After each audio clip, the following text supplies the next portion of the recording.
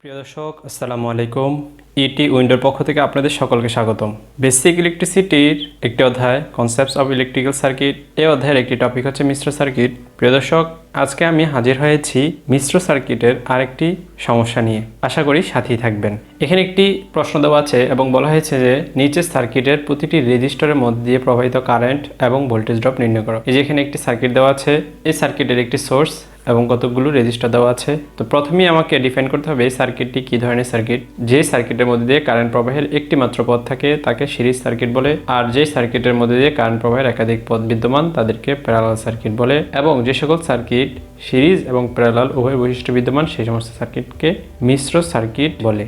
তো এই সার্কিট থেকে আমরা সহজেই দেখতে পারতেছি যে এখানে সিরিজ এবং প্যারালাল উভয় বৈশিষ্ট্য বিদ্যমান, তাই এটি একটি মিশ্র সার্কিট বলতে পারি। প্রিয় দর্শক, যেহেতু আমাকে বলছে যে প্রতিটি রেজিস্টারের মধ্যে দিয়ে প্রবাহিত কারেন্ট নির্ণয় করতে হবে, তো তার পূর্বে আমাকে সোর্স থেকে কী পরিমাণ কারেন্ট প্রবাহিত হইতেছে সেটাকে নির্ণয় করতে হবে, অর্থাৎ মোট কারেন্ট নির্ণয় করতে হবে। আর মোট কারেন্ট নির্ণয় করার জন্য মোট রেজিস্ট্যান্সেরও প্রয়োজন, অর্থাৎ সমতুল্য রেজিস্ট্যান্স। খুব সহজেই ক্যালকুলেটরের মাধ্যমে এই প্যারালাল সার্কিট বা মিশ্র সার্কিটের সমতুল্য রেজিস্ট্যান্স আজকে আমরা বের করব। তো সমতুল্য রেজিস্ট্যান্সকে তো আর টি দ্বারা প্রকাশ করা হয় বা আর ই দ্বারা প্রকাশ করা হয়, অর্থাৎ টোটাল রেজিস্ট্যান্স বা সমতুল্য রেজিস্ট্যান্স। প্রথমেই এই ধরনের সার্কিটে সমতুল্য রেজিস্ট্যান্স বের করার জন্য আমরা শেষ থেকে দেখব, অর্থাৎ শেষে যে রেজিস্ট্যান্সটা রয়েছে তার সাথে তার আগে যে রেজিস্ট্যান্সটা সেটা কিভাবে আছে, সিরিজে আছে না প্যারালালে আছে সেটা দেখব।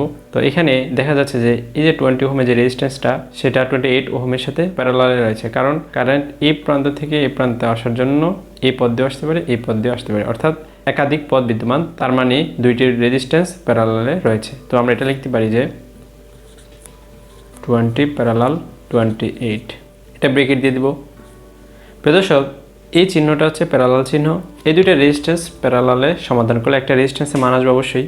তো সেই রেজিস্ট্যান্সটা আবার এই রেজিস্ট্যান্সের সাথে সিরিজে রয়েছে। যে একটু খেয়াল করে দেখি, এইখান থেকে কারেন্ট এখন এই প্রান্তে আসবে, তো এই রেজিস্ট্যান্স অবশ্যই আসবে। এই রেজিস্ট্যান্সে আসার পরে যেহেতু এই দুইটা রেজিস্ট্যান্স মিলে একটি রেজিস্ট্যান্স হয়ে গেছে প্যারালাল করার পরে, তো অবশ্যই সেই রেজিস্ট্যান্সটার মধ্যে দিয়ে আসবে, তার মানে এই রেজিস্ট্যান্সটা সিরিজে রয়েছে, অর্থাৎ সিরিজে থাকলে তো +8। এখন এই দুইটা রেজিস্ট্যান্স এর মান পুরোটা একটা রেজিস্ট্যান্সে আসবে। তো এখন এদিকে তাকাবো, এই কারেন্ট এই পজিটিভ প্রান্ত থেকে নেগেটিভ প্রান্তে আসার জন্য এই দিক দিয়ে আসতে পারে, আবার এই দুইটা এটার সাথে এবং এটা যে যোগ করার কারণে যে সিরিজে যে মানটা আসছে সেই মানটা, অর্থাৎ সেই রেজিস্ট্যান্সের মধ্যে দিয়েও কারেন্ট এই প্রান্তে আসতে পারে, অর্থাৎ এই যে যতটুকু মান আসছে এই টোটালটা আবার এটার সাথে প্যারালালে রয়েছে। তো এটা ব্রেকেট দিয়ে দেব 20 ওহম। প্রিয় দর্শক, এইভাবে আমি পুরো সার্কিটের সমতুল্য রেজিস্ট্যান্স আমি একেবারে বের করতে পারি। তবে অবশ্যই খেয়াল রাখতে হবে, খুব সাবধানতা অবলম্বনের সাথে এগুলো হিসাব করতে হবে।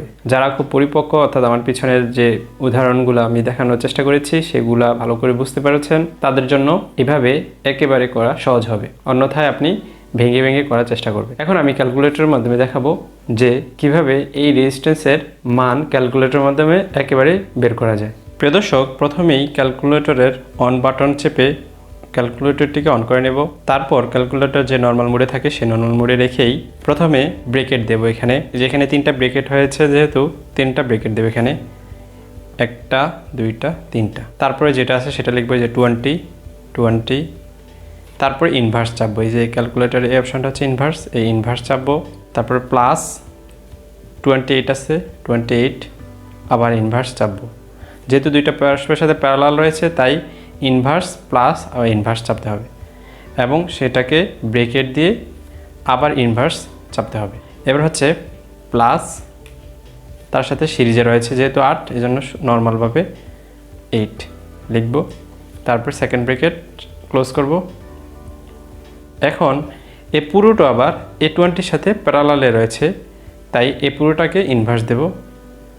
ইনভার্স যেহেতু প্যারালালে রয়েছে তাই +20 আবার ইনভার্স, এরপরে থার্ড ব্রেকেট ক্লোজ করব।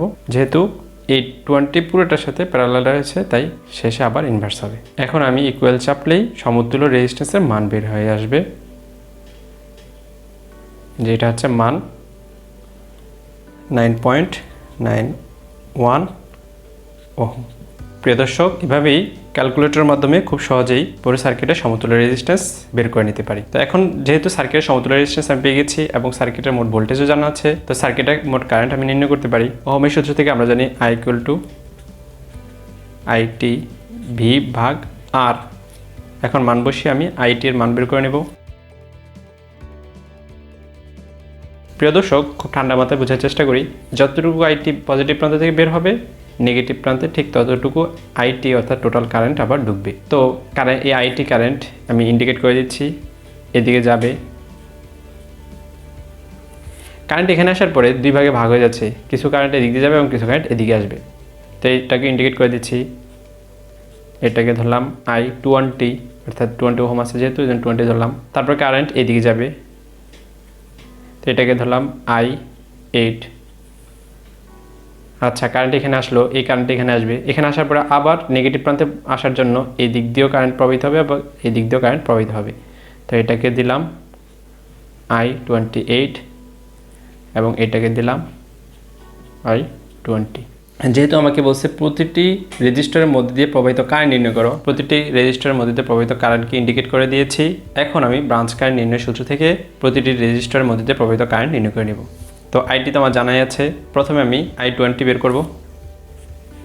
I20 অর্থাৎ ব্রাঞ্চ কারেন্ট নির্ণয় সূত্র আমরা জানি টোটাল কারেন্ট ইনটু বিপরীত প্রান্তের রেজিস্ট্যান্স। যেহেতু আমি I20 বের করতেছি তাই তার বিপরীত প্রান্তের রেজিস্ট্যান্স এই সবগুলো রেজিস্ট্যান্স হবে। 20 এবং 28 ওহম হচ্ছে পরস্পরের সাথে প্যারালালে রয়েছে এবং তার সাথে 8 ওহম সিরিজে রয়েছে। এই যে কারেন্টের দিক দিয়ে আসবে, এটা আসার পরে দুই ভাগে ভাগ হয়ে যাবে, তার মানে এই দুইটা পরস্পরের সাথে প্যারালাল, কিন্তু এটা তার সাথে আবার সিরিজ, অর্থাৎ এভাবে লিখতে পারি ডিভাইডেড বাই টোটাল রেজিস্ট্যান্স, অর্থাৎ এই রেজিস্ট্যান্সের সাথে সবগুলো রেজিস্ট্যান্সের যোগফল, অর্থাৎ প্লাস এই পাশে যে রেজিস্ট্যান্সটা লিখছিলাম এই যে বিপরীত পাশের রেজিস্ট্যান্স, এই টোটাল রেজিস্ট্যান্সটা এখানে শুধু উঠিয়ে দেবো, অর্থাৎ এটার সাথে এটা যোগ করে দেব। অনুরূপভাবে এই ক্যালকুলেশনের মতো করে এখানেও ক্যালকুলেটরের মাধ্যমে খুব সহজেই ক্যালকুলেশন করে নিব।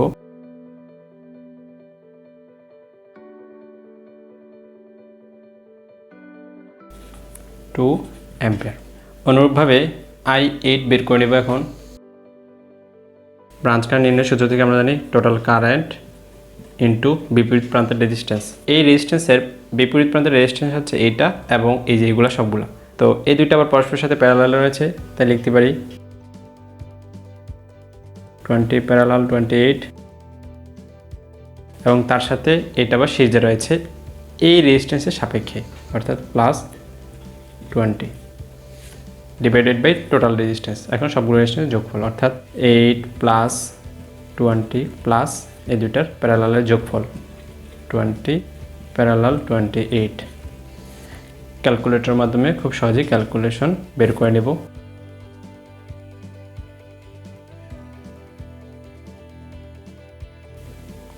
(2.03 অ্যাম্পিয়ার।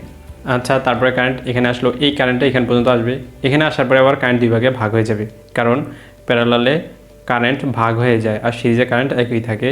তো যেহেতু কারেন্ট এই পর্যন্ত আসলো 2.03 অ্যাম্পিয়ার, আসার পরে কারেন্ট দুই ভাগে ভাগ হয়ে যাবে। অনুরূপ ব্রাঞ্চ কারেন্ট নির্ণয়ের সূত্র থেকে আমরা I28 এবং I20 বের করে নেব, অর্থাৎ বিপরীত প্রান্তের রেজিস্ট্যান্স যেহেতু 28 ওহমের মধ্যে দিয়ে প্রবাহিত কারেন্ট বের করতেছি, তাই তার বিপরীত প্রান্তের রেজিস্ট্যান্স এটাই হবে ডিভাইডেড বাই দুইটা রেজিস্ট্যান্সের যোগফল। I8 যেটা সেটাই হবে এই দুই ব্রাঞ্চের মোট কারেন্ট বা টোটাল কারেন্ট হিসেবে গণ্য হবে, কারণ এই কারেন্টটাই দুই ব্রাঞ্চের মধ্যে ভাগ হয়ে যাচ্ছে, অর্থাৎ আইটি হবে এখানে 2.03 ইন্টু 20 0.845 অ্যাম্পিয়ার। অনুরূপভাবে I20 বের করে নেব। এই I20 এভাবে বের করা যায়, আবার আরেকটা পদ্ধতিতে বের করা যায়, সেটা হচ্ছে যেহেতু এই কারেন্টটাই দুইটা ব্রাঞ্চের মধ্যে ভাগ হয়ে যাচ্ছে, তো এই কারেন্ট জানা আছে আবার এই কারেন্ট জানা আছে, তো এই কারেন্ট থেকে যদি আমি এই কারেন্টটা বিয়োগ দিই তাইলেও কিন্তু এই I20 পাইতে পারি, অর্থাৎ এভাবে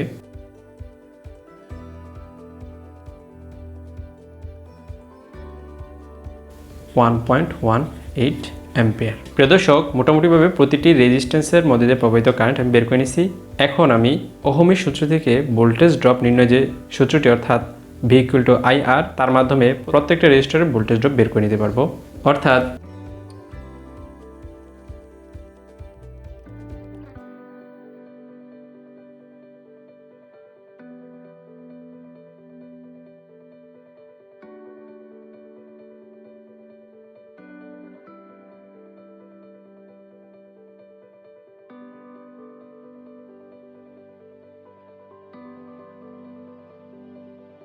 প্রিয় দর্শক, এভাবে মিশ্র সার্কিটের সমতুল্য রেজিস্ট্যান্স আমি ক্যালকুলেটরের মাধ্যমে খুব সহজে বের করে নিতে পারি প্রথমে।